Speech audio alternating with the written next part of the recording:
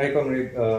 The Union government has finally notified the four labour codes with much fanfare, 6 years after they were passed in the parliament.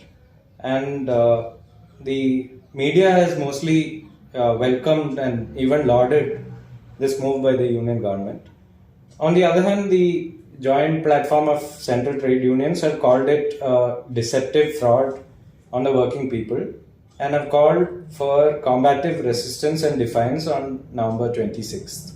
Could you explain how the labor codes are against the interests of the workers and why the opinion of the central trade unions are exactly the opposite of what the government and the media are saying? Well, the central trade unions have been opposing the labor codes even from the drafting stage when the government announced about the labor codes. From that time onwards, the central trade unions have collectively opposed that, and CITU also has been opposing that. The main thing is that these labor codes, the 29 existing labor acts, they were merged into 4 labor codes, and the labor acts are subsumed under these labor codes, and they mostly deny the workers even the existing benefits, contrary to the claim of the government. Now the government is claiming, and as you said, the corporate control media or corporate owned media is also lauding that. They are claiming that the wages will be increased, or everybody will get wages, good wages, better working conditions, social security, protection, and women also will be benefited.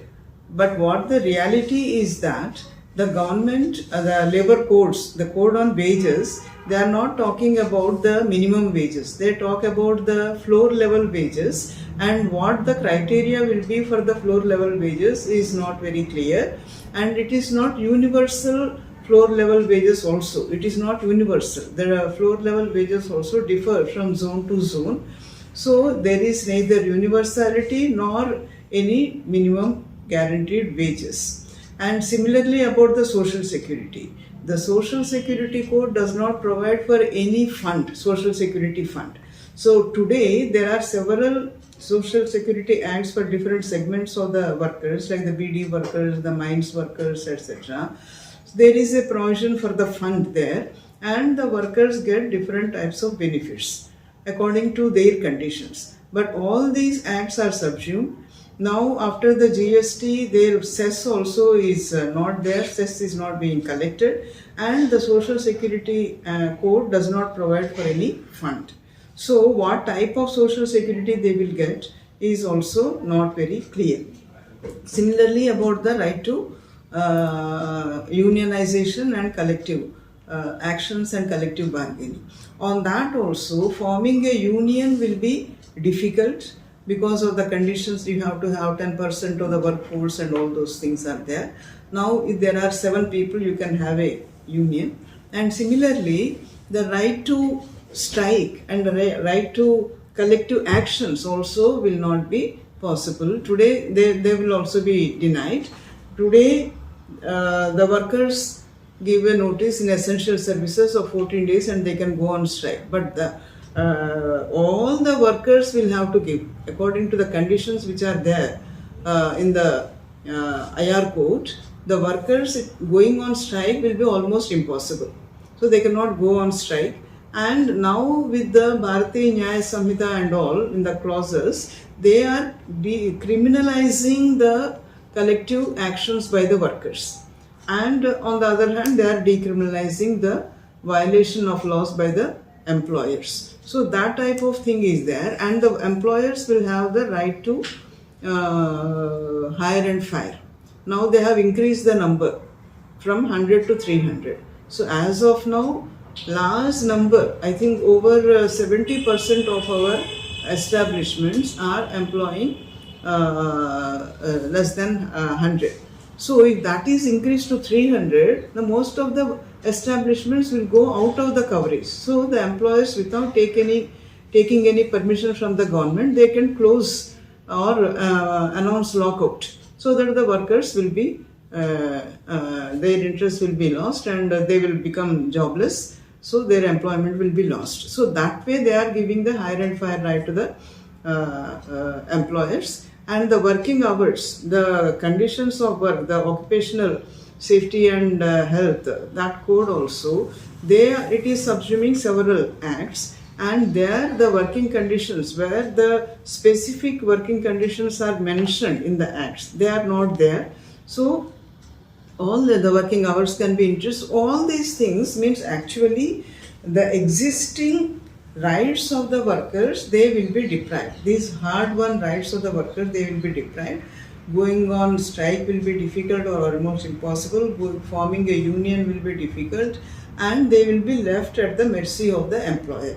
So naturally, the employer class, the ruling classes, they are applauding, or they are welcoming this act. They are saying that it is long overdue. Some editorials are also written that it is long overdue and it should be effectively implemented.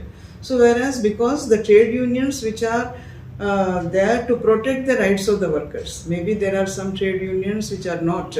For that they are also, like the BMS, they have also welcomed the labor codes, and in fact I think they have asked the labor codes to be notified.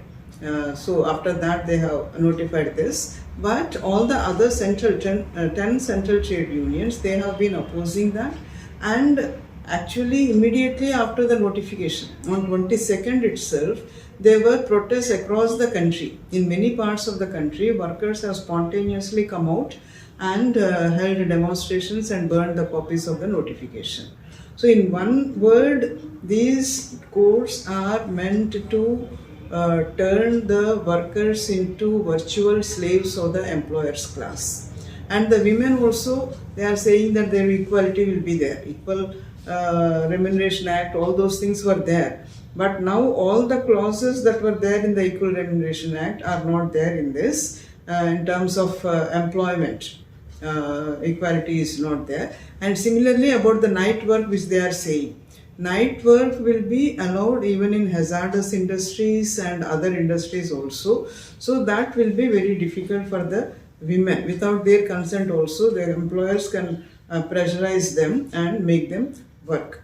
So this is the main reason that the working workers across the country are opposing that. On 26th of this month, the trade unions have given the call to demonstrations across the country at the district level. Militant massive demonstrations will be held, and after that again the trade unions will sit and prepare for a future plan of action.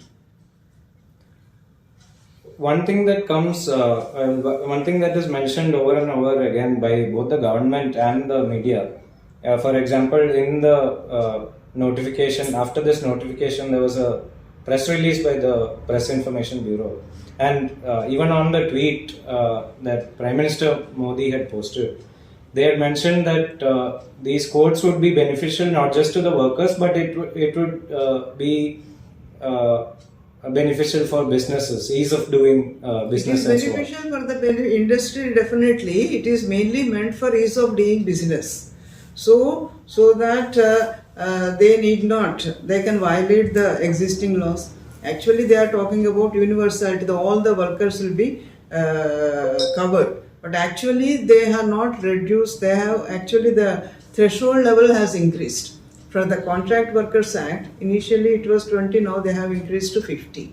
And for other acts also, the Factories Act also, from 10 to 20, 20 to 40 they have increased. So when the threshold level is increased and large number of small and medium establishments in our country, they employ less than that number, naturally increasing number of workers will be thrown out of the coverage of these labor codes, labor acts. And other thing is that the inspection will not be there. Any labor act, if any act for that matter, if for effective implementation, there should be inspection. Now labor inspections will not be there. Labor inspectors will be called facilitators. So what they will facilitate? Probably they will facilitate how ease of doing business is there, how employers are benefited. It is not for the welfare of the workers. One final question. What would be your response to the contention that while there might be some troubles for the workers, as a result of reforms like this, there would be more employment generation, and in the end, this might be better for the working class. That is why we are calling it deceptive. That is the biggest deception, that employment will be generated. Till now, there is violation of laws, and all the incentives that the government is giving to the corporate class in terms of capital, these tax exemptions, then in the name of capital investment schemes, in favor of productive linked schemes, all these schemes are there, but despite all these things, investment is not coming and employment is not generated. What is there is the investment is becoming more and more capital intensive with less generation of employment. So what the employers are trying to do is, even investment is coming, it is not generating employment, and investment is not coming also to the extent that they are promising, because the purchasing power is not there with the people. Anybody will invest if there is purchasing. People are ready to purchase and they are able to sell their products. So that is not there. Whatever investment is there, it is in the share market, in the speculation, etc. So this is not going to generate. But in the name of generating employment generation, they are trying to deceive people, particularly the youth. And the youth will know already. They understand about the labor codes, and that is why there are protests, and 26th also there will be massive protests, and after that the trade unions will again meet and take up future action. Thank you, Comrade, for your time.